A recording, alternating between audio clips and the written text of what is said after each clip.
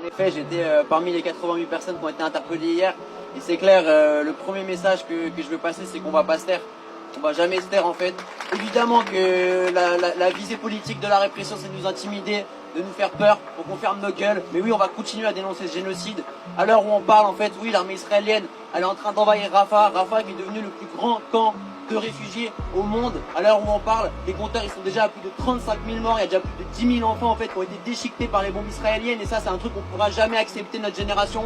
On est en train de voir un génocide se dérouler en direct live sur les réseaux sociaux et on va continuer à affirmer notre solidarité haut et fort avec la Palestine. Nous on était en train de manifester pacifiquement dans la Sorbonne, ils nous ont éjectés le plus rapidement possible parce qu'ils sont terrorisés à l'idée en fait qu'il y a un mouvement de solidarité qui se déclenche en France. Ça fait des mois et des mois qui criminalisent toute opposition à la politique de soutien à ce génocide du gouvernement français. Il y a eu des centaines de personnes qui ont été convoquées pour apologie au terrorisme dans les universités. Ils sont en train de banaliser la présence de keufs dans nos campus, à Sciences Po Lyon, à Sciences Po Reims, à Sciences Po Toulouse, à la Sorbonne à plusieurs reprises. On a vu les keufs rentrer dans nos universités comme si c'était normal.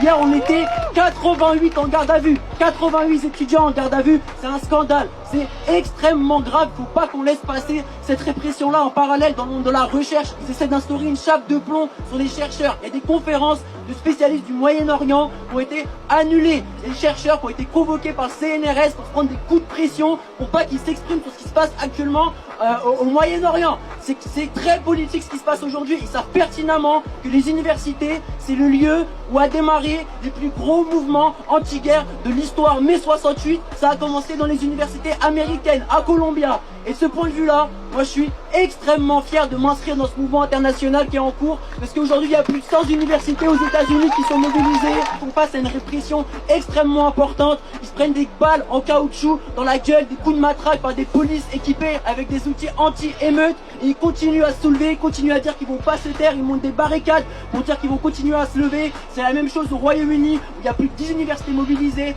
En Espagne, avant que je parte en garde à vue, il y avait déjà 3 universités qui étaient mobilisées. À Berlin, on en a vu à Sydney, en Australie, au Caire, en Cisjordanie, partout dans le monde, il y a des camps pour la Palestine qui sont en train de lever. Il faut qu'on continue dans la jeunesse à porter haut et fort en fait ce soutien au peuple palestinien. Et enfin une dernière chose que je voudrais dire, c'est qu'il faut qu'on fasse front et ça fait plaisir de voir beaucoup d'organisations aujourd'hui qui sont présentes aujourd'hui. Il n'y a pas une seule place à la division aujourd'hui face à un tel climat de répression et la solidarité est la condition en France pour qu'on continue à dénoncer ce génocide et pour continuer à affirmer haut et fort notre soutien aux Palestiniens.